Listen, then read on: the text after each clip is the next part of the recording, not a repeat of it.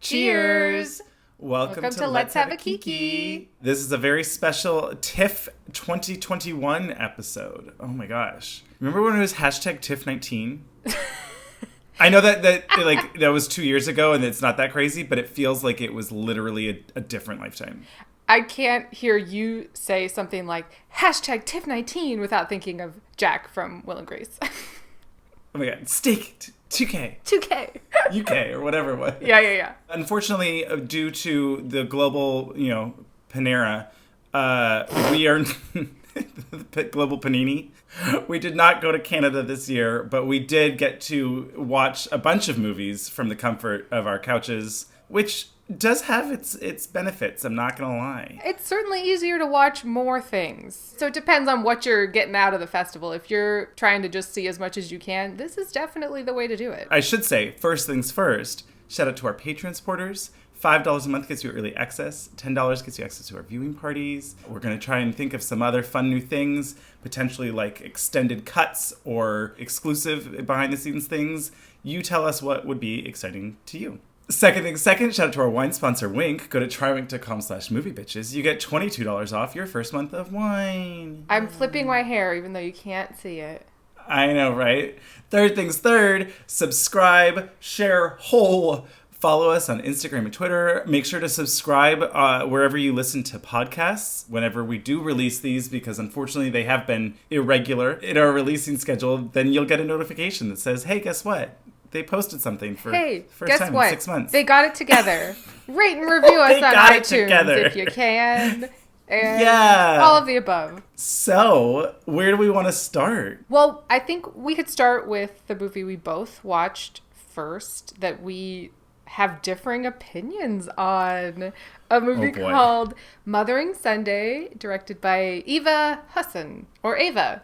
Either way, she's a fabulous director, I would say, because this movie was gorgeous and got really great performances. I know that you did not care for the back and forth sort of ambiguous timelines of where are we and what is happening, but I thought the performances and the look show that she is quite proficient at what she's doing. Interesting. And I would say that the production designer is quite proficient at what they are doing. And the director, I don't know if I agree with you in terms of like storytelling. And also in terms of like some filmmaking. There were a lot of shots and angles and things that just to me didn't scream, ooh, that's really quality filmmaking. But yes, it did look gorgeous. The costumes were gorgeous. So I don't know. Maybe it was the cinematographer that I didn't like. I'm not sure. Sure. I mean, who's to say exactly? A lot of things fall on the director's shoulders. But I thought it was a real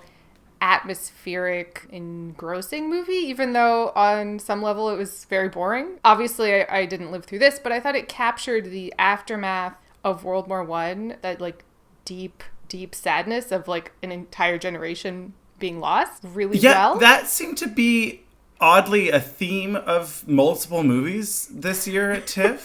People are going through some shit. I guess. Yeah. Well, and I should say, the reason I think we both initially watched this was because Colin Firth was in it. He is not in it too much, and it was sort of a little weird experience, because if this movie had been made even 20 years ago, he would have been playing the sexy, young man having the affair with our lead actress. The young hung guy, yeah. He was a real Milton Berle, I'll tell you what. I don't know why I know that Milton Berle apparently had a very memorable... Well-endowed. Memorable member, but apparently that is a fact that I know in my head for some reason. Josh O'Connor... I also love the term memorable member. That's definitely... I'm into it. That's a keeper. Okay, good. I'm into it. Josh O'Connor and Odessa Young are two leads. They are having a secret love affair. She's a maid. He's the only son that was not killed in the war of a very affluent family. And it's told in and out of her timeline. And I do think there could have been, you wouldn't have lost too much of the, let's say, mystique or ambiguous filmmaking if they had had title cards that said now it's 1934 or whatever might have been helpful. But I was so kind of into figuring out myself, oh, her hair's shorter. Oh, that robe wouldn't be in the 20s. I don't know. I got into it. I guess what's weird for me was that this movie is filmed as if it was like a biopic, but it's based on a person who doesn't exist. And yet they're treating it as if you know everything about this person's life. So at the very end, spoiler alert, I guess, it doesn't really matter. We can both agree the ending was its least successful component. Yes. But so at the very end, cuts to her as an old woman who's receiving her umpteenth award as a writer. And you're like, I'm sorry, what? But we never saw her write anything. We never saw any of this success. We never know who she is. You know, they treated it as if it was like Stephen King being like, oh gosh, another award, thanks, it means so much, you know? Well, I think it was more about the journey, right? She starts off as a orphaned maid that has no connections and really could have stayed a maid her entire life and done nothing outside of the box. And it's her journey of sort of saying, I'm going to go do something with myself and choose my joy. And the whole middle timeline section of her with, I cannot pronounce his name. It's like Sopedirisou. Okay, Sopedirisou. Who shows up in another movie we'll talk about. I thought he was fantastic. So they have a very interesting, actually, you know, but you compare it, a more give and take relationship than her and Josh Connor do. Times are changing, all of that. So the ending just felt tacked on and not really fleshed out, where she's like, oh, awards. Anyway, like it just didn't work tonally, but I wasn't mad about the journey of getting there, I guess.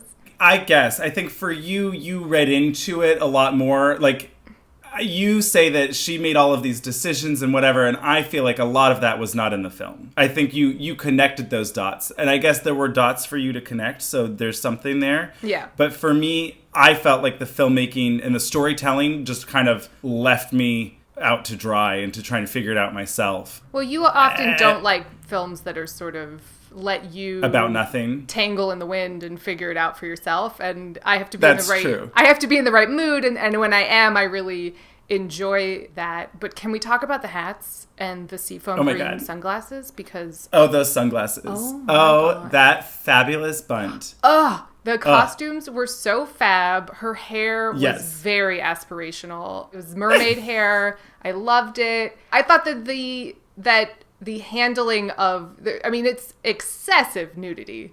And I thought it was handled in a way, that's the only way to say it. It was excessive. But I thought it was excessive, but also casual. It was not like so nudity. Casual. And I thought that was obvious to me that a woman had directed it. It was not objectifying her, even though she is fully nude for most of the movie.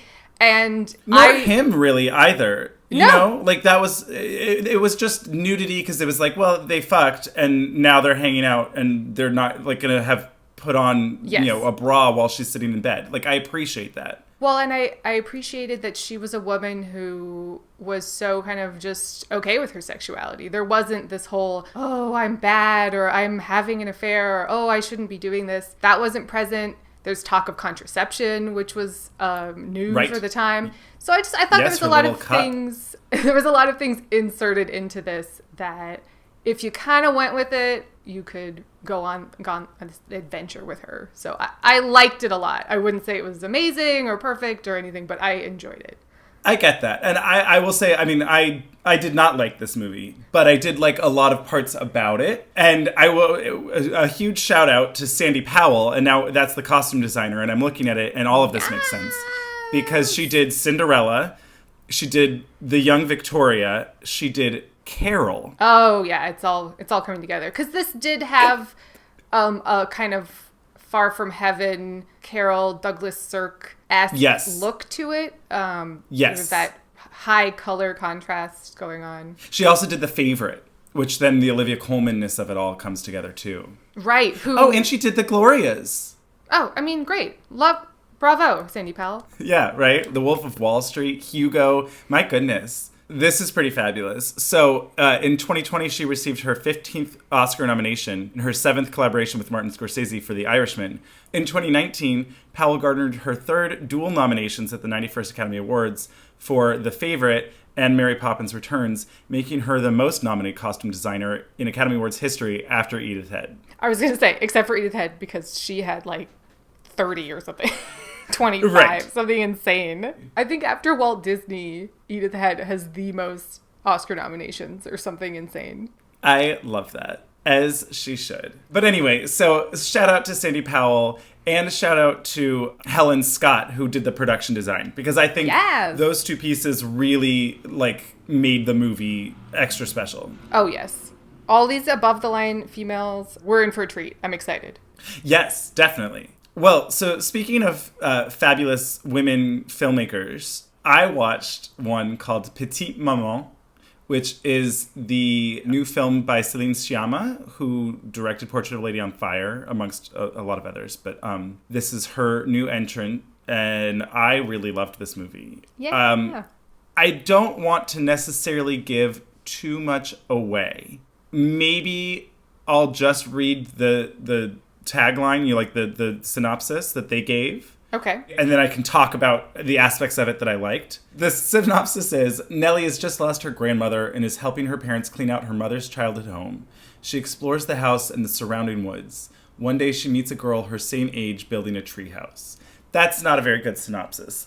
But yeah, on a whole, I would say the synopsises were not great. Synopses, yeah. Synopses. Well, the TIFF ones were awful in that they were 12 pages long. It was here is the entire biography on Céline Sciamma before we now say what led her to be inspired to create this film. Yeah. Then we'll talk about each person starring in the film, and then halfway through you have to find the 3 sentences that describe what the film is about. Have fun. You're like, what's happening? Just give me a little quick paragraph at the top, and then if I'm intrigued, I will read more. Thank you. Yeah. So basically, this movie is about family, mother-daughter relationships, and grandmother-granddaughter, that kind of thing. Maternal relationships. And yes, maternal relationships and friendships between 2 girls that is in a magical realism kind of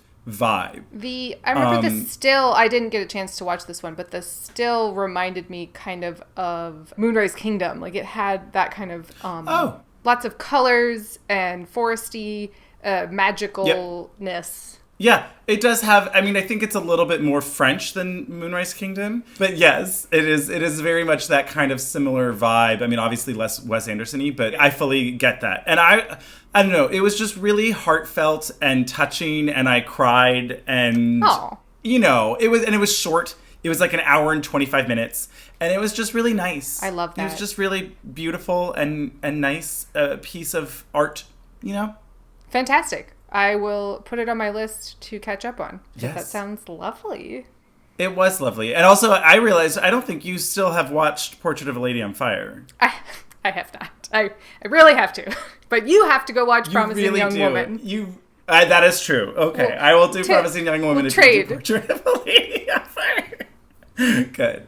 Well, speaking of, this is a long walk for a transition, but speaking of Wes Anderson, should we talk about The Electric Life of Louis Wain? You think that's a Wes Anderson style? No, it was a very creative and visual film, and also for some reason that is beyond my comprehension, it was in 4:3, which is also my issue with the Grand Budapest Hotel.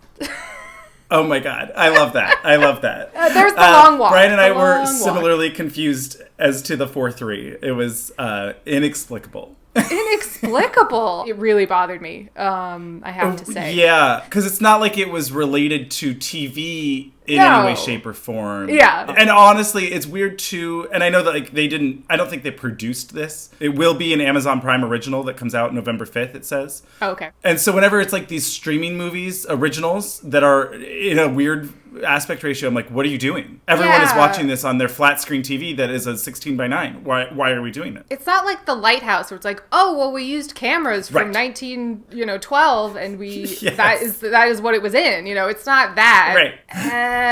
It was very confusing. But The Electric Life of Louis Wain, one of many Benedict Cumberbatch movies that was at TIFF, the only one I watched. And it was a okay movie, I would say. It's about Louis Wain, an eccentric who was living in the turn of the century in London. And I guess the long and the short of it is, through his artwork, he popularized the idea of having cats as pets. Pretty cool, but also the pacing, I think, is the biggest issue with this one. Yes, I agree. It also seemed, there was, again, this seemed to be a theme this year. It was both with Mothering Sunday, I felt, in a sense. Like I said, it felt like a biopic, even though it was a fictional person. But also with Electrical Life of Louis Wain and with Benediction, which I will talk about later, it was this sense of like, oh, this filmmaker knows everything about Louis Wain. Yeah. He knows all about him. But then the mistake is that he assumes that we also know all about him. And I did not. And as a filmmaker, he didn't tell me everything that I needed to know. He didn't lead me into a story where I'm like, oh, now I know about this person. Instead, I was like, well, now I have more questions than I had going into this. That's always going to be an issue for biopics. We'll talk about doing a documentary biopic versus doing a fictionalized biopic later. Sure. It's hard to fit it all in. And I think the filmmaker was trying more so to get a sense of Louis Wain's mind, right? Not the accomplishments or the years that he was doing this or that. It was more just like, take a walk in his shoes. Right. So it was like A Beautiful Mind, but with the cat guy. Right. For lack of it. Like, I mean, just to like put it blunt. Yes. But I didn't dislike this movie. I just thought it ran a little long. I thought Benedict Cumberbatch was great. I thought Claire Foy as his wife was really good. I don't know why Taika Waititi was in this movie for all of 4 seconds. Really confused by that one. he was like listed in the cast, and I was like, oh great, I love wait, and then he shows up, I don't know, an hour and a half into the movie for literally 4 seconds. I was like, okay. Yeah, on IMDb he literally is the first build. What is happening? His last name starts with a W. It's not even alphabetical. Yeah, no, I have no idea. It's shockingly bizarre. But wild. He was hardly in it. Olivia Colman, also inexplicably the narrator. I think that could have been a way to liven this up and shorten this up, because all of the stuff with her was funny and fun and sort of had this outsider's perspective. It seemed to be an omniscient person, like talking from the future about the past. And I think it was almost like a storybook. Yeah, if they'd really played that up more, it could have been framed in a way that was sort of more interesting and moved it along. Yeah, there was almost like a big fishness to it. Yeah. It had a fable-y vibe, where it's like, this person is living outside of the norm of society, and isn't that fun? And I did find that fun. I just thought it was just a little too long. Definitely. There was so much stuff where I was just like, well, that was nonsense. There was a 45-second scene that made no sense or had no connection to anything else that we had just watched. It was bizarre. I think often it was his mind, right? They were trying to do that sort of, what's it like to be inside an artist's mind? And they were trying to visualize that, and that either kind of works for you or it doesn't. But the cats. Perhaps. But there was cats. There were so many cats. There were cats. And so many cute pictures of cats. Yes. So if you like cats, and you like hats, because, oh boy, there was hats too. Watch it. Cats. Hats and cats. Honestly, we'll talk about it as we go, but if your thumbnail had a hat in it, I probably watched your movie at TIFF. A couple interesting things I wanted to point out, but I do agree. I mean, I think, if it's on Amazon and it's free to watch, sure, you could watch it, and, you can go refill your drink or something while it's a weird, boring scene. A few interesting things that I found afterward was that apparently there's discussion about he never dated any of his drawings. So there's disagreements as to whether or not they got more and more kind of eccentric and crazy as he got older. or if he was doing, there's arguments that he was doing both pretty much the whole time, and just some were more commercial than others. Oh, I love than like that. the real like, Lisa Frankie ones. There was some psychedelic cats, and I was exactly excited about it. Yeah, no, there was a lot going for it. I think it just needed to be a little bit cleaned up and tighter and more coherent. I think add a few more VO scenes, trim it by 10 minutes, and you got it. And then also convert it to 16:9 because what the fuck? Oh my god, exactly. I think it's too late for that. Oh, definitely. Well, speaking of hats and period pieces, there was a movie I watched called Maria Chapdelaine. I'm probably butchering that, but there you go. It's set in sort of rural Canada in the 19-teens, I believe. I probably should have looked it up exactly, but it's based on a book that is, I guess, very close to Canada's heart, or it's sort of like an Anne of Green Gables counterpart, I guess people were talking about. Okay. I don't see it. It seems way more adult than Anne of Green Gables.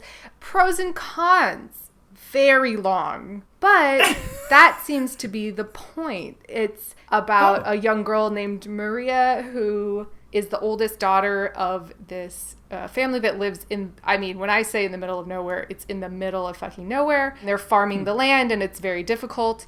And the winters and this, and it slows you to a pace of the life of living in a very rural part of Canada where they're chopping wood and watching them chop wood, dragging logs, and then they chop more wood. So it's sort of meditative in that way where you're like, I'm slowing down to a pace of pre-cell phones and, just like living in the sticks. I kind of thought from the description and from the poster, which by the way had a hat on it, that it was going to be a little bit more Far from the Madding Crowd. Like, and she's got all of these suitors and she's sort of coming out in society and what's she going to do with her life. It was also very sad. Sad things happen constantly. So that was a bummer. And at a certain point, because she has 3 suitors, but also like 5 brothers. And there was a point when they were all sitting around and I was like, I don't know who the hell anybody is. I am so confused. Is that her brother or her lover? But eventually you figure it out. And it did look gorgeous. There was a lot of linen aprons. I was excited about it. Oh.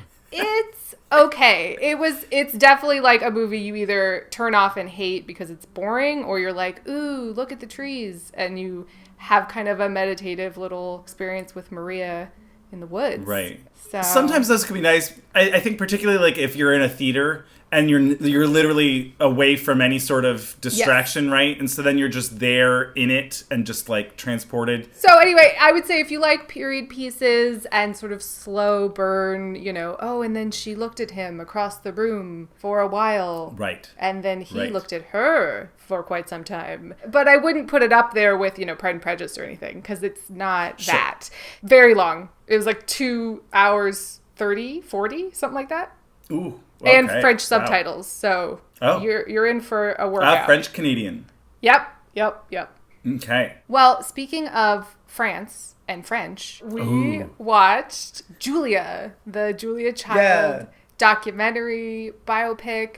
I think I just really prefer documentary biopics for super famous people. I just think I do. Interesting. Well, so Julia, directed by Julie Cohen and Betsy West, who are 2 seemingly fabulous women. They also directed the RBG documentary that came out a couple years ago. I really liked this. It was gorgeously shot, and I thought it was a really well-made documentary. Gorgeous. The food porn. That's what you need, right? That's what you... Yes. If you make a Julia Child documentary and you don't have gorgeous food porn, you have missed the mark.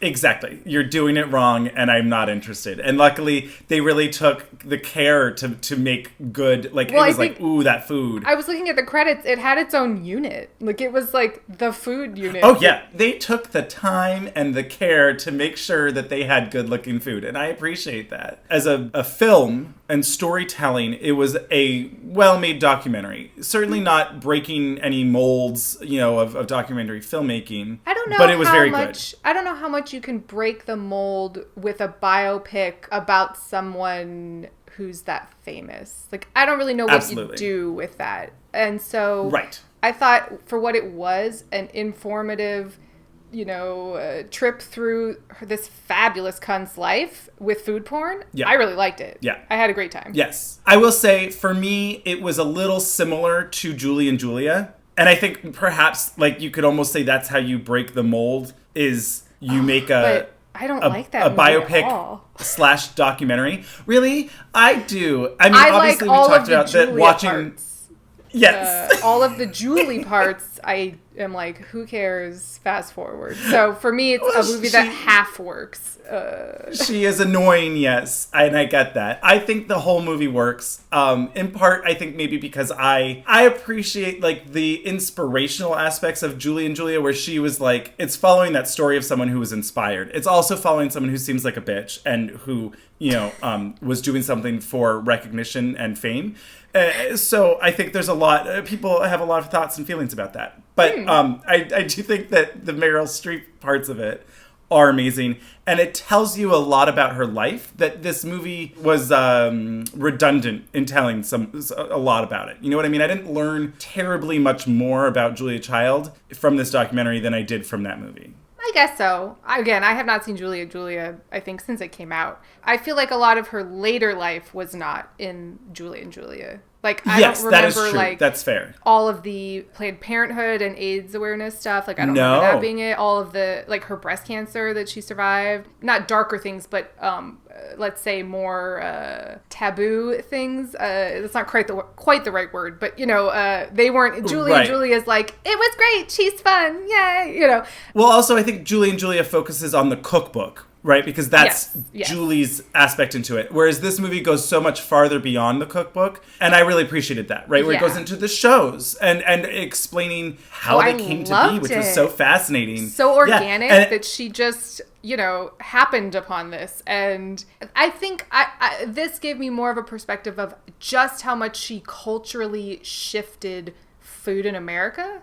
I didn't quite grasp that until I watched this documentary that, people didn't know what asparagus was, until she told them. Food Network would not exist if it weren't for Julia Child, period. Exactly. She's just so fucking great. It just, across the board. I mean, I don't remember all of the stuff about her dad being so conservative and her sort of breaking free of, she was expected to marry a sort of a rich person in her same class, and she kind of utilized World War II and getting a job and going off and adventuring around the world and all of that to her advantage to become a more independent woman. It was she is so fabulous. In the war, she was so fabulous. Really, really spectacular. So I would highly recommend this movie. I would highly recommend it. And particularly, if you haven't seen Julie and Julia or don't know a lot about Julia Child, I think you will be even more engaged with what's happening. I mean, the fact that she worked through her 90s, such a fabulous cunt. Yes, absolutely. Yeah, Julia Child is definitely the head chef of FCI. Oh, yes. It was really well done, and I thought it was not too long. They kept it pretty tight, and I would, like I said, I would recommend it. So cheers to Julia fucking Child. Love it. Cheers to Julia fucking Child. Yeah. So, speaking of movies that I really liked, I watched one that I'm kind of obsessed with, actually. It was called Dug Dug. It's this Indian movie, and the director seemed pretty young, Ritwik Parikh, but he was so skilled. Honestly, auteur-level filmmaking for me, where he just had so much personality and the skill in the mood, the vibes, the comedy, the style, the production design was spectacular. Bright colors and really electric and fun, and I'm obsessed with it. I want to see every other movie that he does because I'm very intrigued. Is this his first film? Yeah, it's his first, it's the only thing that he has credited on IMDb, literally, at all. So, kind of crazy. But, I hope that there's a lot more to come. He introduced it and talks about how, basically, it's like a religious satire of he was doing it out of like things that he sees in India of, you know, people and their rituals, and they're praying to all of these little idols or certain things, just even like on a street side. But I think it applies to like Christianity and sainthood, you know, and like all of these, like back in the day when saints were just sainted because they died in a weird way. Right. And so it's a story about a guy who, it starts off and it's just, oh my God, Avaryl, the visuals are stunning. And it's excited. This long, like 20-minute maybe intro scene where we're just following this drunk but fun guy, whatever, as he drunk drives home on his little, you know, tuk-tuk, his little like scooter. I don't want to spoil too much, but there's a man who dies, and then his death kind of becomes this magic, mystical, godlike thing that people turn into an ever bigger and bigger thing. It's like if you pray to him, then you'll have success, and then everyone starts having success, and the whole town gets swept up in it. It's like very fun. It sounds kind of like Being There vibes with Peter Sellers. I don't think Chauncey Gardner. People start worshiping this man because he sort of is simplistic and just looks at life through his own lens, and so they think he is some kind, you know, everything he says is oh my God. Right. They read into it, even though he's just a very simple man who would like to just kind of live his life in garden. So it sounds like that kind of humor where people like the Emperor's New Clothes. Oh my God, yes. We all got, you know, wrapped up in this thing. And very much. But with such fun, and I mean, a lot of the movie are just montage. Love it. And it's well done montage, but it's kind of the same point where it just keeps escalating and escalating and escalating. It's like, oh, you know, montage. Now here's a scene. Now that montage continues of the how things are getting even more crazy. And then here's another scene. And then now the montage continues. So I was like, I could probably have trimmed those just in the sense of I got it. You know, I see where it's going. But At the same time, that's kind of the point of the movie. So, you know, you need both. And it was well done, and like the music was great, the style and everything looked really cool. The production design was spectacular. Like they built all of these crazy things, and like it was really cool. I would highly recommend it. I'm excited. Speaking of drunk driving, should we talk about The Good House? Oh wait, you turned it off, so you didn't know. I turned it off. Oh no. Well, The Good House. Yeah. The Good House, Sigourney Weaver's new movie. I mean, that's rude, but, you know, it's the reason we watched. Kevin Kline is in it. It's also the reason that we watched, perhaps the reason I watched the whole thing. The Good House is based on a book that seems like a book that your mom would recommend to you, not in a shady way, but just sort of, oh, isn't that nice kind of way. It's very clear that it's based on a book. There's parts that I liked about it. I thought Sigourney Weaver was really good, and Kevin Kline is fun. It's weird that it opens, it's in a small New England, Massachusetts town, and she's like, I'm Sigourney Weaver, and there's like no accent whatsoever. And later, I don't even know if you meet Kevin Kline when you turned it off. I did. Okay. But then he's sort of doing an accent, so then you're really thrown off. And then sometimes some of the side characters are full on, like, accented, and other people are just talking normal. It was strange. Sigourney Weaver is a real estate agent in this small New England town, and she's going through a rough patch, and her kids have decided, in her eyes, that she's an alcoholic, and they give her an intervention. So she goes to rehab. She's on the mend, except that she now drinks alone at night because that's the only place where this small town doesn't judge her for drinking. And it's sort of her journey through that. And I did get to that point. Now, before we delve in deeper, I do want to say, so it's directed by, I think they're husband and wife, but whatever. They've hardly directed anything else. However, did you see what else he had directed? Sorority Boys. What? What? Isn't that the most bizarre, random thing? What the fuck? That is wild. Wild. Huh. I don't quite know what to do with that information, I'll be honest. I know. If you have no idea what we're talking about, we just recently retro-reviewed Sorority Boys, and you can check it out on YouTube.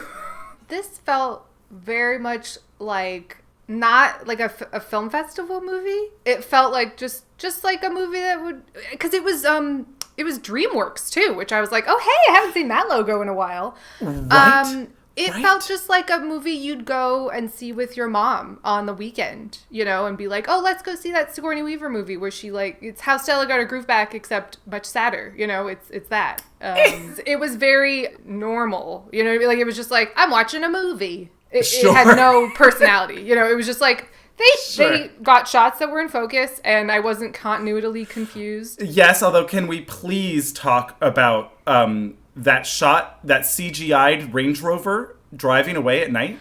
Oh yeah, that was so they didn't get all the coverage that they needed. I don't even know.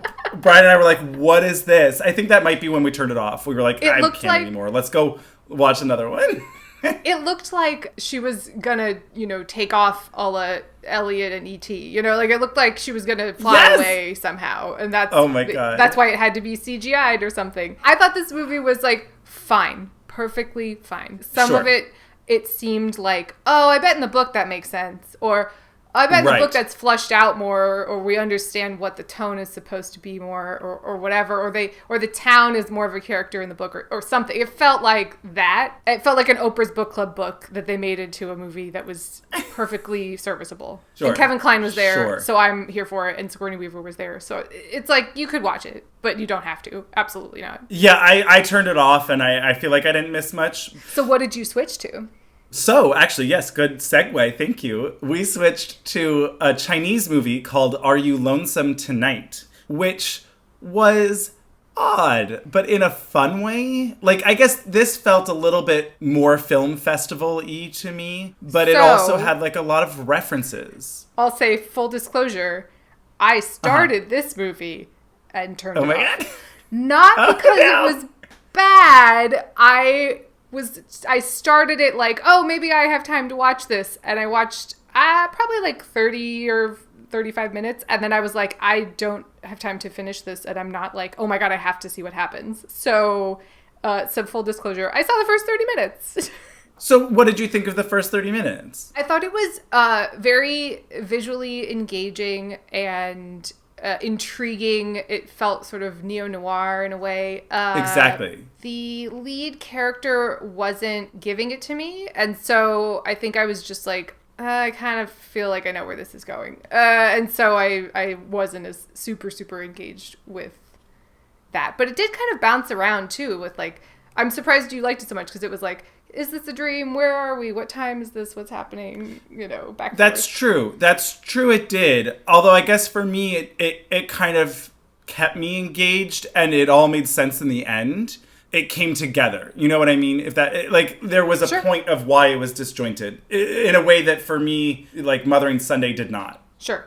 Well, so should we, spoiler alert, do you want to, if you think you know where it was going, do you want to tell me where you thought it was going? Well, he seemed like he was going to self-destruct, essentially, and it was going to become, a bigger issue with, I guess her husband owed gangsters or bad men gambling debts or something like that. There's also the question of, she doesn't seem that sad about it, so was she somehow at least not, relieved that he died, or in some way was it connected? That's kind of my thoughts of where it was going, that he was going to self-destruct by the end. Yeah, he doesn't self-destruct, which was nice. Like, it wasn't that dark. It ends, spoiler alert, he confesses his guilt of, oh my God, I murdered your husband. I'm sorry, we should say, the movie is about an air conditioner repairman who is distractedly driving, hits a man, kills him, and hides the body, and then sort of develops a relationship with the widow out of guilt and curiosity, I guess. Yeah, there's a detective is kind of obsessed with the case and is trying to put it all together. So the repairman confesses to her and is like, I killed your husband. And she's like, he had 2 bullets in him. You did not kill him. And he's like, oh. So he just ran him over because he was laying in the road dead already. Yeah, they threw him. They saw him coming and they threw him into the road. Or something like that. I forget. But yes. So it was like not even his fault. It kind of had like a sort of silly-ish ending where it was like, in the end, it was all okay. I mean, obviously the guy was dead, but that was the mob, So it was a little fever dreamy. It was a little, like you said, it was very neo-noir vibes. Yeah. And it was a little slow build, but I liked it. Yeah, overall. I did not turn it off because I was mad. I just didn't have the time, so. Sure. It was not a rage quit situation. And to be fair, that wasn't even me with The Good House. It wasn't a rage quit. It was just like, I'd rather watch something that seems more interesting because Avaryl said that this one didn't get much better. And like, at this point we're like 12 movies in, 5 days have passed. You're like, okay, I have less true. time and patience for anything. Well, speaking of music, are you lonesome tonight? I don't know. I couldn't think of a better one. I like it. No, we'll go with it. We watched Listening to Kenny G, the new movie by Penny Lane, who directed our favorite documentary, Hail Satan. Yes. This was an interesting watch. So I don't know how much baggage you have with Kenny G. I hate his music. I hate his music. It's like nails on a chalkboard. For me, whatever you want to call it, an elitist jazz snob, I hate his music. It's literally awful for me. So I was interested to watch this because I think it's easy to hate Kenny G, right? Everyone has made fun of him. And so it's sort of like he's an easy target. And so I was interested to watch this to find out if there was something else more deeper going on or something else. The conclusion I came to is I still hate Kenny G's music. I guess I understand Kenny G more. I don't know if I would say I like or dislike him. He's sort of neutral, I guess. Well, much like his music, it turns out he's pretty blah. Like he's just background, which I thought was fascinating. I really liked this documentary because she introduces the film and she was like, basically, people have very strong reactions to Kenny G when you bring it up. People like Avaryl will say, I hate him, No. I want to make it clear. I don't hate him as a person. Right. I hate his music. Really hate his music. Well, and some people will say that. Some people will just go as far as to say that they hate him. But also, she was saying that, when someone says that they hate a thing that someone else really likes, especially when it's so subjective as art or music, she's like, that can be really tough and rude or whatever, like yucking someone's yums. It's like, well, okay, that's fine.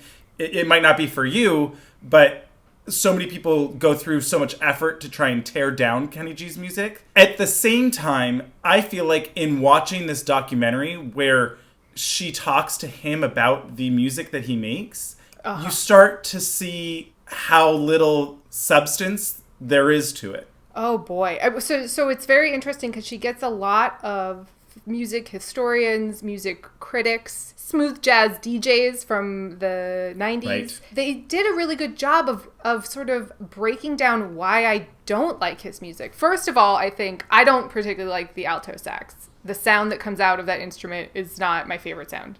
But also, they talk about how he creates his music in a vacuum. Jazz has, to me, always been this call and response, this one-upping each other, this group dynamic of we're sharing this improvisation together. Kenny G is very solo, alone. It's almost like watching someone just, like when you're at a jazz concert or a club or something, and someone does a solo that's like too long, and you're like, let's get back to the beat. That's his whole career. It's just him riffing, it seems. And so it was interesting when they sort of broke down the reasons they don't like it. I was like, oh, now I can sort of articulate why I don't care for this. It's fluff. It's nice, I guess. It's just it's there. And it's all innocuous. Of that, it's completely innocuous. That whole section about his song called, was it just Going Home or Time to Go Home? Going Home. Isn't that crazy? So in China, that song became the unofficial, whistle. It's time closing shop. Closing shop. It's time to go home.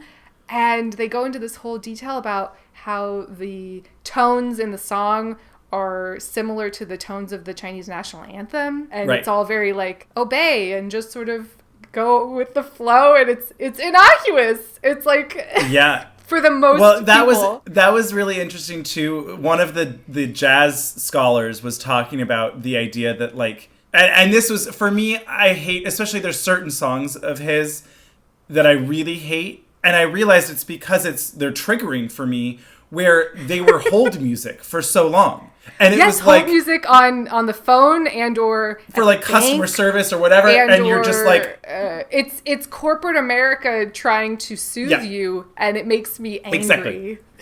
Yes. But also I thought what was really fascinating for me, the line that stuck out the most of this entire documentary was she asks him, "What do you love about music?" Oh my God. And he doesn't have an answer. He's goes like, "What do I love? Well, I just really love to see the practice that people have put into playing that instrument." Oh my God. That was so telling and wild. Right? He's just like, there's zero passion. It's how do I conquer this thing? And they talk about his other hobbies and how he's really, golf, really, really good at golf and he learned how to fly a plane. Investing.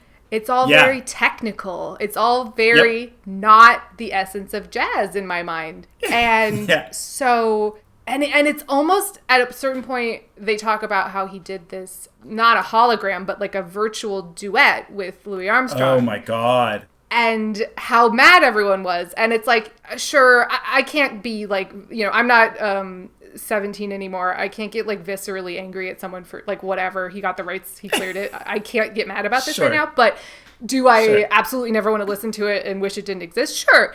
And then it's almost like he's negging them because he then talks about how he's going to do now a Stan Getz duet. And oh my God, it's awful. When he was in the studio and he's like, that one note is wrong, so I'm gonna play that one note again and we're just gonna Frankenstein it in and you won't even be able to tell. It's like the opposite of jazz to me. Like, it's literally how do I make this this patchwork perfect version of something that's supposed to be, in my mind, so organic and from your soul, and he's doing the opposite. Honestly, it was crazy. Like, I would be so fascinated to watch like the Pixar movie Soul next to listening to Kenny G. Right? Right? But like, also I thought it was so offensive to me. Like, I agree, if Louis Armstrong's family said fine, who am I? I don't, Exactly. Did you hear about the Anthony Bourdain doc?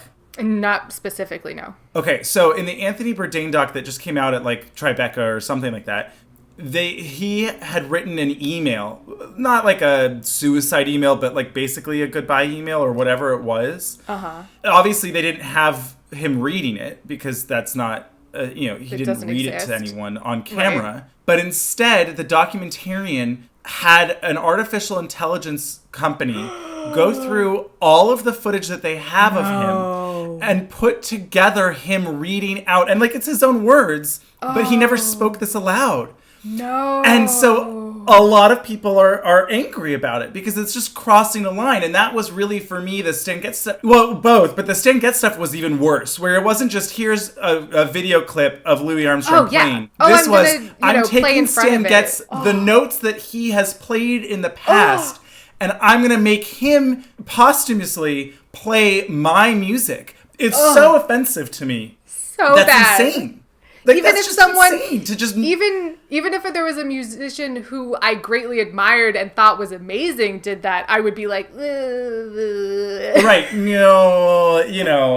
It's bad enough to put fucking Princess Leia back in the new movies. You know what I mean? Oh God, like, really, seriously. That stuff's bad enough, but to make someone a musician who's especially known for their soulful jazz, like personal music. Oh my God. Take all of their notes and make it your own music. Play your own music that they never agreed to play. That's insane to me. That's clinical, soulless studio. Yep. Ugh, it was so weird. Yeah. So that was just like, wow, the tone deaf, pun intended, I guess. Wow. Well, it was the so interesting that he's gotten, I guess, at this point. The hubris is out of control. And now, because they did a whole section about how it was so cool and blasé to just dismiss him and be really, really rude. He was the butt of everyone's joke, and now he's turning it around and he's social mediaing it up, and it shows him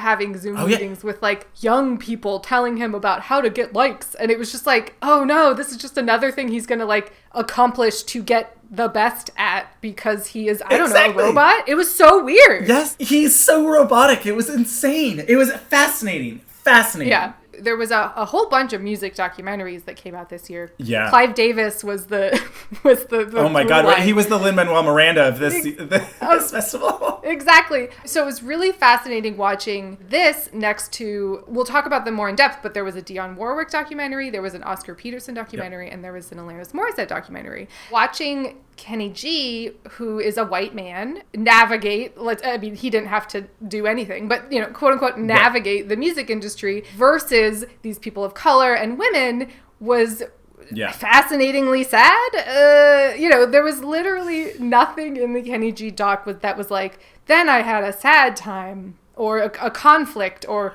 something happened that made me grow or evolve. It was nada. I mean, at a certain point in the documentary, he's like, oh, and then here's my 2 sons. And I was like, oh, what? What's happened? And also, there's no mention of his wives or... It just felt so like he lived in a vacuum. Like, it was just a very impersonal documentary in many ways, but very personal. Yeah. It was strange. Yes. It's like the music. There's just not a lot there. I think he's a person who has a lot of work ethic, who fell into something, who didn't have a lot of strife or conflict in his life, much because he had, you know, a lot of privilege in his life, and just basically has lived like a nice life where he like talks about how he's just a really happy person. And I'm like, bravo for you, Kenny G. That's nice. You know, that's lovely. So it was very fascinating. It was very fascinating. Yeah. Well, speaking of documentaries that are really well made about people you don't necessarily like versus people you love in a documentary that was okay. Should we talk about Dionne Warwick, Don't Make Me Over? Sure. I think she is so incredibly fabulous. And this documentary was fine. It was serviceable. You know, it was fine. This was a paint by numbers documentary. But she is so fabulous that, like, literally you could do the bare minimum and it would still be great because you just want to know and see and hear more about her and of her. I just was so enthralled. Maybe in some ways that's nice, right? Like that the documentary doesn't need to do much, shouldn't do much. It should just let her shine. I don't know. I think there's a middle ground where, you know, the graphics or like the weird, it starts and it's her sitting in a theater. Was it the Apollo or was it just a theater? Anyway, watching clearly nothing. Documentary. No, but like clearly she's watching nothing and they're saying, okay, now act excited, now smile. I don't know why it starts with like a sizzle reel. Yeah. It starts and it feels like the end of a movie. I'm like, oh, we're wrapping it up? And I'm like, but it just started. Yeah. It's like this 4-minute introduction of the entire movie of like, this is the rise and not fall, but like whatever of Dionne Warwick. And you're like, okay, but was that the documentary? Is this a short or is there more of a movie to come? I'm confused. Very that. She is so engaging and fabulous that it carries the whole thing.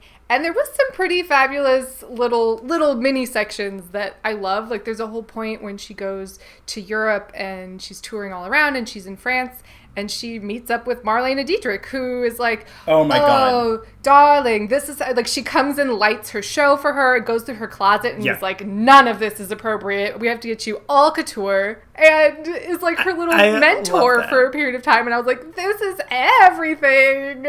Everything. I mean, I can't even imagine just Marlene Dietrich being like, "Oh no, we go shopping. We go to all of the designers." That's like, and then they showed this fashion show basically of all of her then fabulous outfits, where it was like, oh, from that point on, she was always wearing couture, couture caftan. Ugh. So I would say you could definitely watch it, and it talks about, you know, the strife that she went through being a black woman in the music industry / you know, black people thought she was selling out and being too white and vice versa. And she sort of had to ride this line. Oh my God, the bit with Snoop. Oh my God, I was cackling. I mean, I don't even know if we need to spoil it, but basically Snoop Dogg... No, you should watch it and enjoy it for yourself. But Snoop Dogg is one of the talking heads, and most of the movie you're like, okay, sure. Maybe he's a fan. And then it is revealed why he's in the documentary, and it is everything. Yeah, that was, I was like, why is he here? Yeah, it was like, Clive, it was like Clive Davis, like her aunt, other performers, Gladys Knight, and then Snoop Dogg, and you're like, okay, sure. Oh, sure. I guess he was available. Well, why not? Yeah. I would say worth a watch. It doesn't break the mold in any way, but if you wanted to know more about how fabulous Dionne Warwick is, then you can watch it. Absolutely. Speaking of, again, documentaries that perhaps aren't breaking the mold in any way, but are about an interesting subject matter, I watched the Oscar Peterson documentary, Oscar Peterson Black and White. This felt very, you watched it in class. Here's there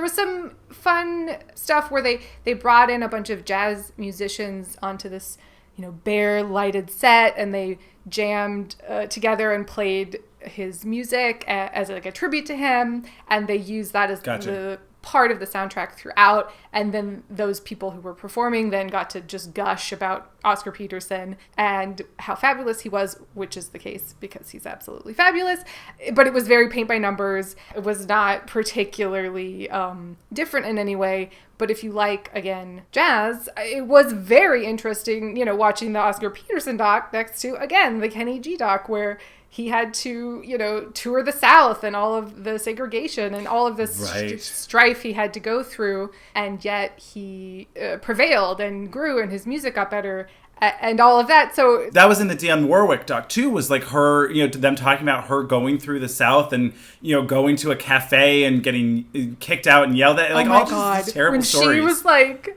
I mean, this isn't You can fun shove or it nice, up your ass. But when she told that waitress, well, you could shove it up your ass, I was like, yes! Yes. But one of the really interesting parts about the Oscar Peterson doc was his relationship with Norman Granz, who started jazz at the Philharmonic. He started that.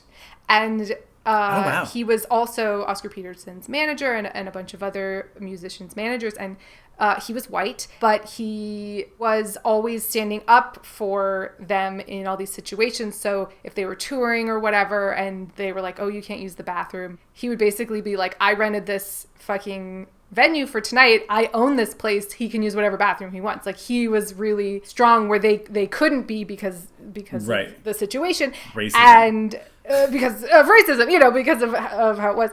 And so there was a lot of interesting stuff with that. I mean, now I almost want to watch a whole documentary about Norman Granz because there was a lot of really cool stories about that. And the fact that he started jazz at the Philharmonic was so fascinating. They toured with Ella Fitzgerald and everybody. So it's definitely worth a watch, but fully paint by numbers. Again, nothing new here. And it did get a little repetitive with its praise. I agree, Oscar Peterson is probably the greatest jazz pianist of all time, but they said it a few times, a few times. And I was like, no, I know, I agree, I'm here, I am watching the doc, I'm in, but he deserves praise, so why not? But the other thing that I thought was really good for me about this doc was it really broke down his music. It was less about, here's his life, he grew up here and blah, blah, blah. There was a bit of that, but it really focused on his style, and he talked about how, he would play this kind of way with that person, but he would never play that kind of way with this person,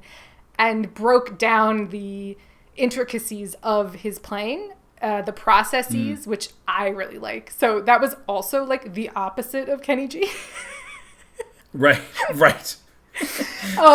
Where he's, he like lives his music and is just, it's oozing out of every pore of his body. And he, what do you love about music? And he's going, this, that, the other, oh my God, I can't live without it. And this person and that jazz musician, and he's so passionate about it. And they did have a lot of interviews with him. He has since passed, but old interviews with him before he died.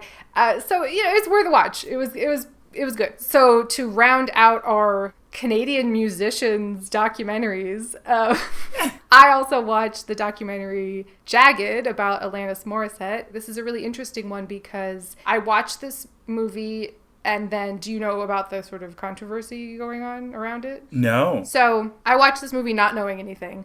Then I looked it up, And Alanis Morissette has come out and sort of... Oh, yes! She said that she doesn't agree with it, or she doesn't want to back it in any way, right? She sort of said, basically, it's kind of like a vague quote that everyone keeps reusing, which is her saying, this isn't the story I agreed to tell, which is really interesting because I watched this not knowing that at all, and I left the movie with such incredible joy and empathy and passion for Alanis Morissette. Like, I was like, oh my God, she seems like the most amazing fucking person who, yes, went through a lot of shit, but is working through it and is finding the light and was so incredibly ahead of her time and broke the mold and like did all these things. Like, I left it, she's the coolest fucking person ever. And so when I read about that article about her saying, this isn't the story I want to tell, like, yes, there's a lot of very deeply personal traumatic things that she shares, not in great detail. And so if she was uncomfortable with that being shared, that's unfortunate. But for me watching it, right.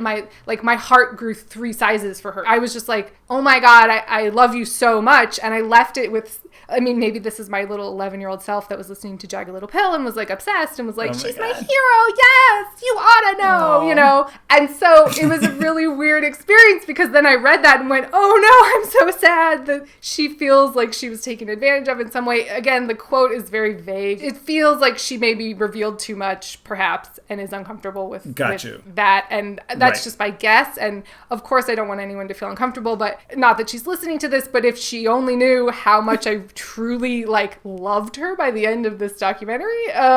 So there's that. Would you say that she ought to know? She ought to know. Well, and Sorry, so I had to. I forget her name. I should look it up. But a woman directed it and she introduced it. She did that. She was like, because you ought to know that I'm head over heels. Like, she did a whole, and it's ironic that I got to, she did a whole cute little, intro that was she's like, I apologize for how dumb this is, but I love Alanis Morissette so much. And she was so many young girls' hero and anthem cries and all of this stuff. So, yeah. I would say watch it because I loved it, but also there's this weird sort of ickiness going on behind the scenes. So I don't know how to feel about it other than that I love Alanis Morissette and I hope for all of the best for her. Yes. Well, and that's interesting. I guess like you said, especially if it's just such a vague quote, it's hard to tell. But I would think that if the movie makes everyone watching it come out and have both, one, increased empathy for her and her struggles, and 2, an increased love for her and what she's created, then I think that that's nice. Yeah. So, and again, to round out the conversation about Kenny G and the difference between being a woman in the industry and being a man in the industry, it's harrowing. Right. That's all I'll say. Yikes. So, if you like Alanis Morissette, I would say watch it because she's fucking fabulous. And thus concludes our music documentary section of this podcast. Yeah. Which is so interesting that sort of the best documentary was about the least interesting person or the most interesting person. Kenny G being the person I'm talking about. She was really skilled at taking a different approach. It wasn't just this is the life story of Kenny G. It was exploratory. It was trying to get to the bottom of this question of why do so many people hate his music and so many people seemingly love it because he's sold so many albums, Right. So that I think was what made that one so fascinating. And then it turns out he's a fascinating human being. Well, speaking of robots, should we talk about I'm Your Man? Yeah. I'm going to say it. I think I'm Your Man was my favorite movie I saw at the festival. I think me too. Yeah. Well, maybe Doug, but yeah, right. but overall, and in terms of the most commercial and whatever, I loved this movie. Right? So it's directed by Maria Schrader. It's a German film starring Maren Eggert and Dan Stevens. Which was kind of a random one, right? Well, yes. Well, we'll get there. So the plot is, briefly, Maren Eggert is a scientist who, to get funding or for reasons, is compelled to be part of this experiment where she will date a humanoid, seemingly you can't tell the difference, robot who was made for her. and right. What happens when that happens, basically, is the plot. Why I say it's sort of not too random that Dan Stevens is in it is because the other movie where I thought Dan Stevens was his best is a movie called The Guest, where he also is giving this very robotic, oddly funny, yet dark performance. And so I'm like, maybe this is Dan Stevens' niche. He just plays robots, and he's just the most amazing person at playing robots. I love that. He was in Beauty and the Beast. He was the Beast! Ah! Oh my God, that's right! Oh my God, that's right. Yeah. Well, obviously he looks better here. Yeah. No, so what I found really fascinating about this movie was that it kind of is made like a rom-com. Oh, yeah. In the sense of, like, it takes so many of those tropes. You know, it starts off and it's like, oh, he's this robot and she's reluctant and doesn't want him to be there, but they're forced to be together, so now we'll see their love blossom. And then it turns out that it's a lot deeper than that. It's a study on humanity and loneliness and emotions and connections and partnerships and, you know, like, relationships and what makes them valuable. You know, it's really it was this about quest for it all. Like, I left the movie, I'm going to sound so kind of like bourgeois and this whatever, but like this was a movie that I was like, oh, they're going to remake this in America and it's going to be awful. I mean, like, I literally thought the same thing. I was like, oh, we'll see who remakes this one. Like, Force Majeure, right? They remade that and it was just not as good. Every bit of subtlety and nuance will be lost and it will be not, you know, it's just, sadly, it's true. It's the perfect example of like, oh, this movie got it. It got it all. It captured every emotion but didn't lay it out for you. It wasn't, you know, the closest I could say is like, it reminded me a lot of Her, the Spike Jonze movie. Yes. You know, where it's all about, you know, technology and love and what's real and relationships and it's funny, but it's also kind of sad, and it captured it all. So, you know, maybe if Spike Jonze wants to remake this movie, I would be more inclined to. I would say this. He did, and I would say this was more successful for me than Her, even though I did like Her.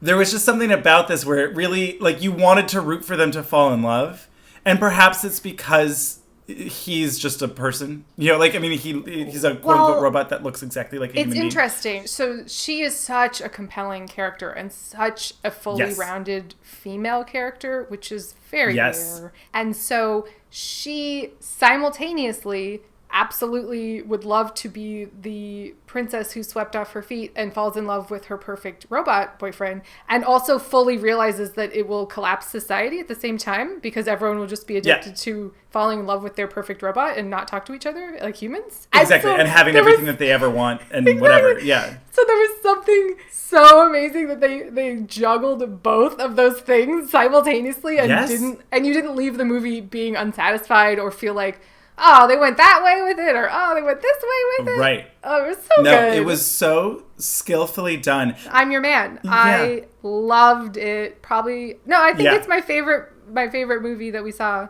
that I saw. Oh, and I loved the score too. Yes. It nailed everything. I would also say it was my favorite of everything that I watched at the festival. So go out and watch I'm Your Man. And we didn't really spoil anything because it's just about everything. It is. It's just about everything. I like that. I'm going to talk about Silent Night, which stars Roman Griffin Davis, who was Jojo Rabbit. Oh, the little kid. So Silent Night is a movie that I liked, but was very much the wrong time in the world to be watching it. So I do not want to spoil it because it is an interesting turn of tone. The cast is fantastic. Keira Knightley, Matthew Good, Lucy Punch shows up, my favorite. Ooh. And Sope Durisu, who was in Mothering Sunday. He's really fantastic. I keep spotting him in things, and I like him. Kirby Howell-Baptiste shows up.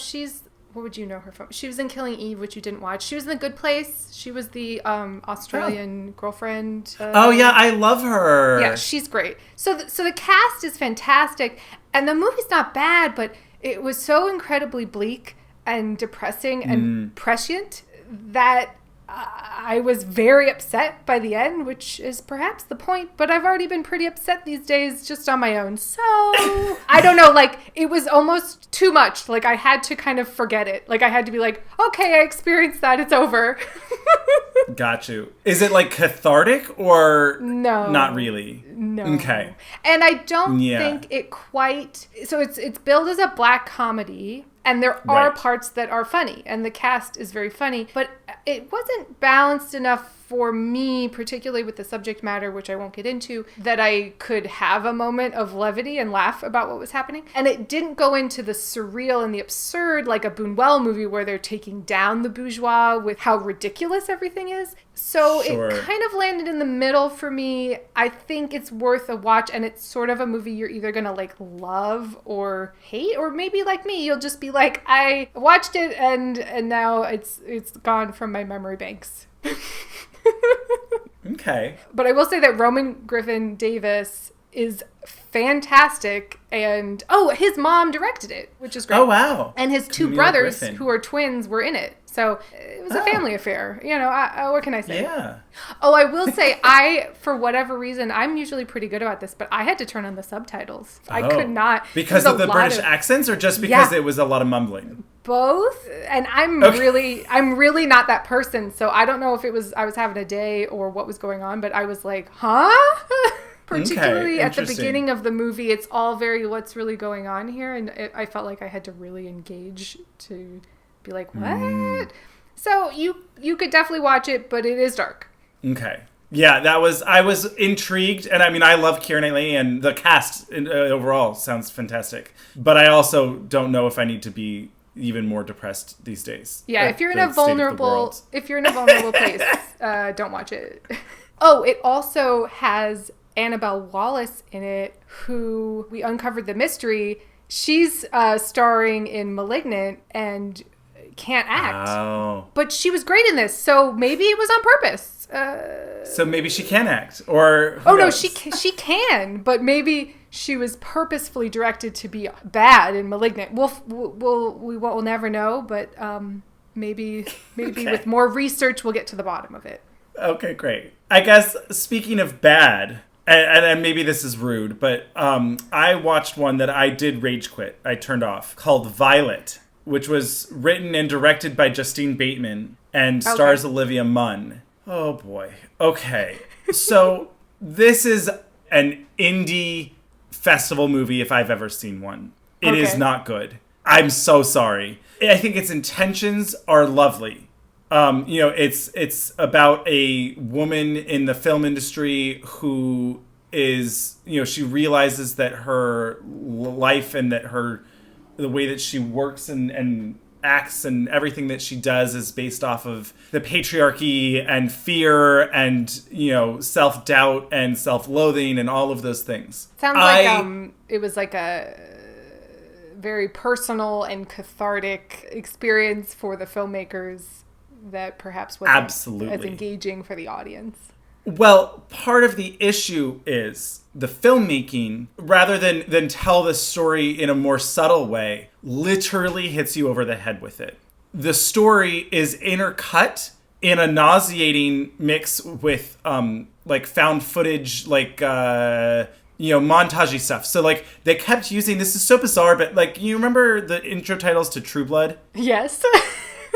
And that fox that decomposes and is eaten by the stop animation or the time lapse with the maggots eating that fox. Yeah. They used that exact footage. No. Which also I realized I recently watched Adaptation, and there's that whole little thing By the way, in it where there's how fucking good is Adaptation? Oh, do you not love that movie? It's good. I didn't love it, but I did like a lot about it. And I mean Meryl Streep. Maybe we do a retro review because I fucking love that movie.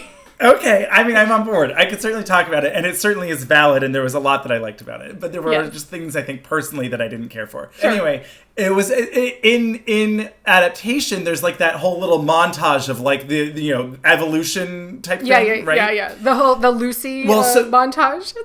Yes, exactly. Yes. But so they used that same fox decomposing. Well, so this is like the third time I've seen it now. What is happening? I'm just like, why would you pick that? Right? I'm like, what's going on? And they kept using it. She kept using it multiple times as like a cutaway of like any time that there was, self-doubt.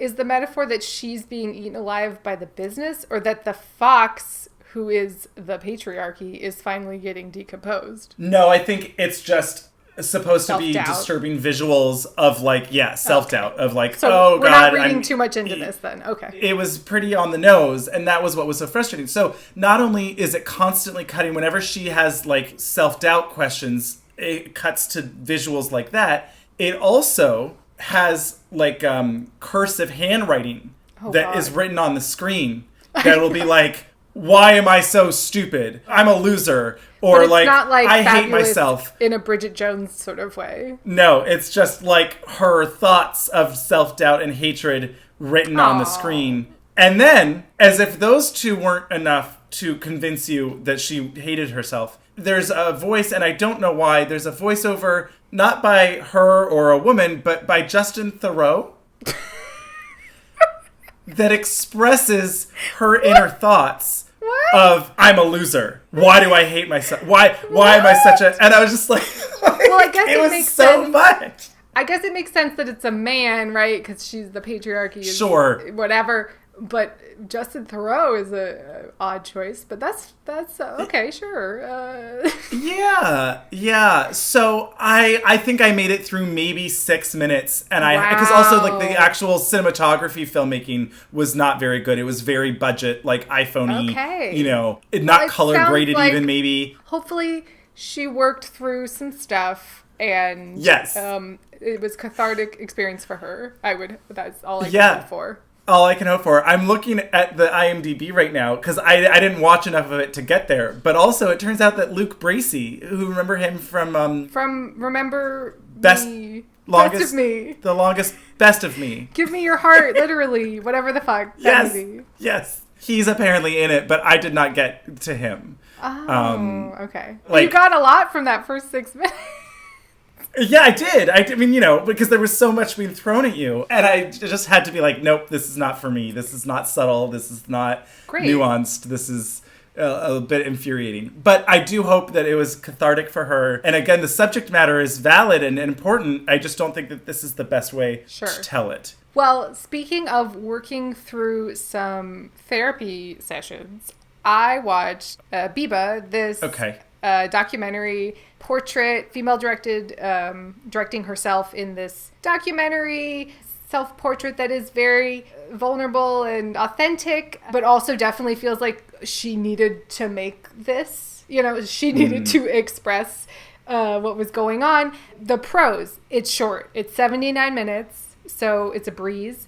There was enough. The editing was very good because there would be sort of long monologues or poetry and the visuals, the editing kept it going. There was enough interesting visuals going on that you were engaged with what was happening. And so basically it's about this woman, Beba, who's half Dominican, half Venezuelan, and looking at past generational trauma and family dynamics and working through being part of two minority cultures at once and how that affects how you're walking through society, et cetera, et cetera. Sure. It's shot on 16 millimeters, so it has a look and a vibe. It definitely felt like something I would have watched in art school, a thesis project about this is who I am, that kind of thing. It was perfectly lovely is the wrong word. It's not something new. Like if I hadn't gone to art school and seen this kind of stuff, this might be groundbreaking for other people. But this felt like, I've seen this kind of thing. And yet, you are very engaged. So middling, if this story connects with you, or if you have something personal that you connect with heritage and being of multiple races and all of that. Like, I think you will really connect with her. And I enjoyed experiencing, all that she was presenting in front of us. But the visuals were nice. So I liked it. It wasn't groundbreaking, but it was still good. Yes, exactly. Oh, boy. Okay. So the next one that I'm going to talk about was called Benediction. I don't know how I feel about this one because... Okay. Oh, boy. Long, okay. Right? I was going to watch Long, it. But 2 hours and 17 minutes. Long. Yeah. I had already put that time into Maria Chapdelaine or words that sound like that. There you go. Yeah, Chapdelaine or whatever, yeah. Benediction suffered from the same biopic issues for me that Louis Wain and in some ways Mothering Sunday did, where it was like, you know so much more than I do, and yet you assume that I know that rather than telling me as a filmmaker. So I don't really know. All I know was Benediction was like a period piece gay movie. So what is Benediction about? So Benediction is a biopic directed by Terence Davies and written by Terence Davies about the English poet, writer, and soldier Siegfried Sassoon. Okay. He apparently was a renowned poet and a homosexual. Although the way that you said I almost said and a faggot, but I didn't know if I should. Renowned poet and homosexual. Sexual. Oh boy. Okay. So first off, costumes, production design, excellent. Film work, not great. Acting, good. Characters and story, bad. Okay. I don't think that any character in this movie is really endearing, likable. Oh. There was one that we hardly get introduced to, and then he dies. Oh no. So, yeah. So, but in the same time, so Siegfried Sassoon, he goes to war in World War I. It's very bleak, right? Lots of death, and there's a lot of archival war footage that is very bleak and very graphic. That seems to be, at least as far as I can tell, seems to be an obsession that he had as a writer throughout his life afterward. Writing about the war? Unclear. Writing about the war. Okay. That is unclear. I don't know if it's just that Terence Davies really identified with those poems as a metaphor for being gay but unable to fully accept it, and so constantly being at war with himself, at war with society where it was illegal. I don't know. I don't know if he wrote about other things. Every time that he had the writing, it's also weird. He's a writer, right, and a poet, and we never see him write a single thing. So the opposite of Claudette. Yeah. But we do hear it a lot. We hear his work, and it's always over like footage, like archival footage of war, typically, or cutaway scenes. It's never over like something that's actually related to his personal life. Okay. So it gets confusing. It's like, what are you trying to tell me? I mean, I think you nailed it. I'm at war with myself and society and my sexuality and war, Sure, it's just not very well done then, but, whatever. But so a good chunk of it is kind of him with two different lovers. One is this, like, real dark and cutting, cunty gay. Oh, cutting in and it's in a cutting you down kind of way. Exactly. Yes, they're just very haughty and like the social elite, and they're just tearing everyone down as the intellectual gays, which was kind of fun. I was going to say, is it kind of fun? It was kind of fun. It's just his partner was so vile and gross that you like weren't into it, and you like, I don't want you to be with him because he's gross and dark and not fun. Was it sexy at least, or no? Not really. There was one scene of like a gay sex scene where the partner, he's a singer-songwriter who's like playing at the piano and singing a silly song that everyone likes, and then basically just literally leaves the guy that he was dating and hooks up with the main Siegfried Sassoon guy. Oh, okay. And just like, bye, bitch.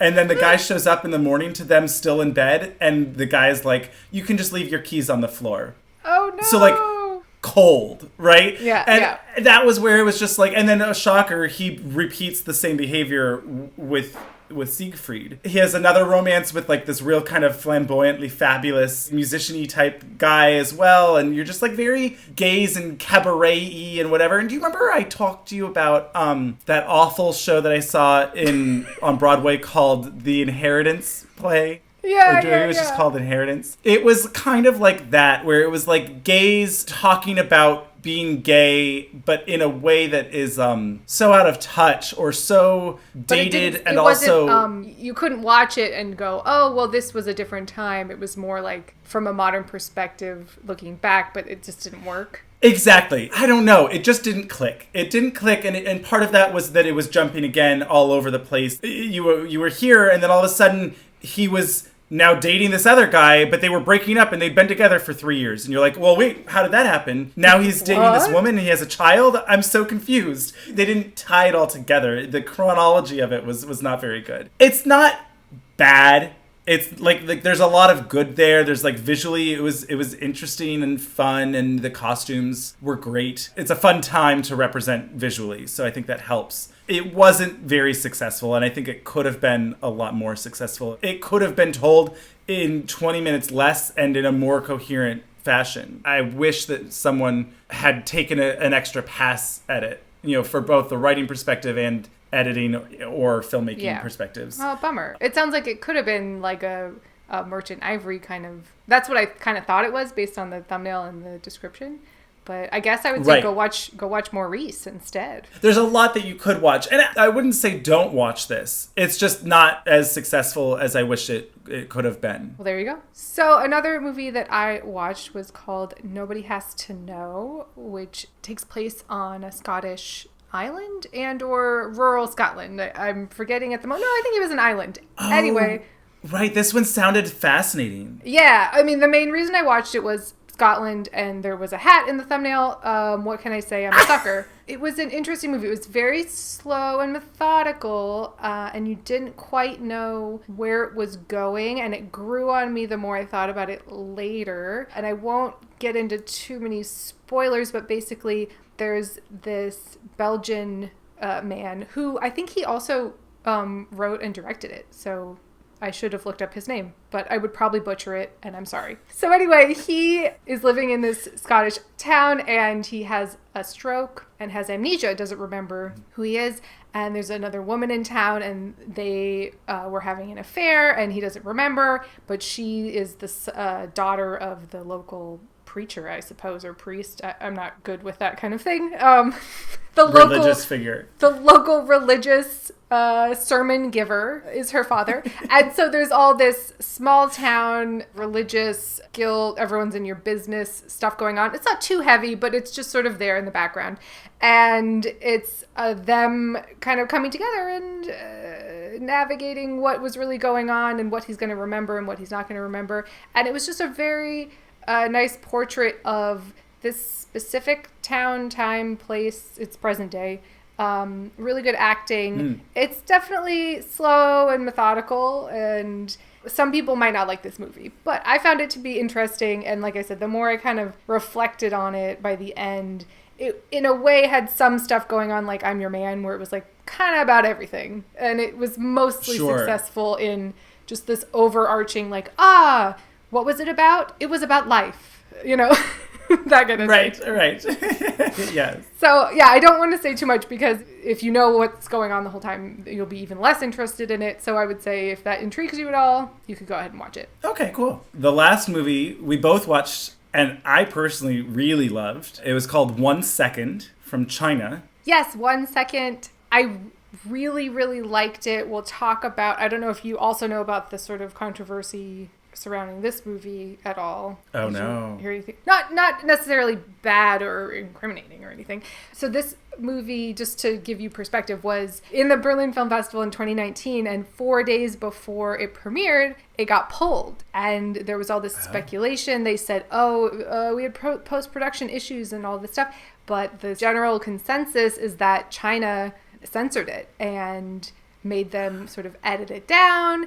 And I don't know if we want to necessarily spoil the ending, but to me, the end feels very tacked on. China's not that bad. We got better. to me. You sort of wonder, well, what did they take out? What could this have been? I really like this movie, but like, could this have been a fucking masterpiece? Or what could have been and what's missing? It kind of just makes you go, oh, I want to see what it was, the real thing. And the China's official statement is like, oh, only a few minutes were cut or something like that. So it's all a little, who knows? But 1 Second is basically about the love of cinema and how community brings people together despite terrible oppressive circumstances. So it takes place during the Cultural Revolution, which was like between 1966 through 76, something like that. Did you know about any of this? I kind of had to look it up later. I sound so fancy, but I did look it up later.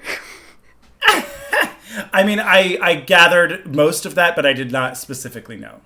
Chairman Mao had loosened the reins, let's say, and they were getting more westernized and sort of capitalistic and all that stuff. And suddenly he was like, oh, wait, I'm losing power. And also, obviously, I'm sort of glossing over subtleties. But he then implemented all of these extreme regulations to like basically cleanse and re-communize, if that's a word, China.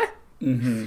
And so that's when they were talking about, oh, you're from this unit, you're from that unit. People were not allowed to like travel, and they had to, do a job they didn't necessarily want to do. And it was very restrictive. So that is sort of the overview of the movie. But really, it's about movies. Yeah, it's about movies. It's about the love of film. It felt very just like... Didn't it feel so much kind of like Cinema Paradiso? Yes, there's like that nostalgia. I mean, I know obviously it's nostalgia. Nostalgia for physical film. Like there was a nostalgia for literal film and projectors and splicing and basically just pre-digital filmmaking. It was a complete love letter to that. But also about humanity and cruelty and propaganda and all of that underneath it, Yes. It's, cinema and movies are a tool for good or for bad, and sort of, stewing in that. And what does that mean? But so we haven't said it's directed by Yimou Zhang, prolific director. Yes. And Raise the Red Lantern, et cetera, et cetera. Yes, exactly. The filmmaking, the cinematography. Gorgeous. These shots... gorgeous of like these sand dunes and just the desolate. There's also almost like a Western vibe to it, of like that kind of just like Wild West. Or like the isolation of being a town in the middle of nowhere and outsiders coming in and all that stuff. All of that, exactly. But basically, he's been trying to find footage from this propaganda newsreel. That apparently he got a letter that his daughter is in it. I guess we shouldn't spoil how much is happening. But basically, yes, he's traveling, not through his unit, his district. Right. To see 1 second, the title, of footage of his daughter that he has perhaps lost track of. I won't give away what exactly is going on. And he befriends, I mean, it's a troubled relationship. He befriends a orphan girl. Again, this movie is about everything. It's one of those, it's got a lot of layers, subtlety, multiple things going on. The performances are amazing and fantastic. And I thought it was like almost amazing because I could at least kind of feel there was like things maybe left out, or it didn't go as hard as it wanted to with certain things. Sure. But it's very good. It was very, very good. The fact that he was able to get that message through, even, restrained and even, with one hand tied behind his back, is fantastic. Yeah. So I would say I would recommend it. It was very good. Yes. But know that perhaps it could have been an absolute masterpiece. So where's I can't say his name and I won't try. Where's the insert director's name here? Cut. Yeah, exactly. Release the Zheng cut. There you go. Release the Zheng cut. I don't think that China will be as susceptible to Twitter as DC Comics. Yeah, I'm not holding out too much hope, but it was a beautiful movie, that was very well done. So I would recommend it. Yes, I would recommend it as well. And I loved the live film. I mean, it wasn't live film editing, but you know what I mean, where you're like sitting there watching them splice film together and clean film, all sorts of stuff. It was fun. Like that's what I meant. Very nostalgic for exactly a medium that I I even had very little to do with directly, but I did have some, splicing of 16 millimeter in film school and stuff. So I was even like, oh, nostalgia. I never had to do that. I just worked with Avid, but okay. I can appreciate it still. Yes. Anyway, well, so that wraps up the ones that we saw at TIFF. I think we missed almost all of the award-winning films. Did we really? Silent Night did win an award. And there were a few others that did, but yeah, for the most part, I don't think we watched any of the award-winning films. And I think sometimes the ones that did win the awards were easier to watch elsewhere because they're going to come out. But there was a lot of great movies that we saw, and I guess I would say go watch I'm Your Man and Julia.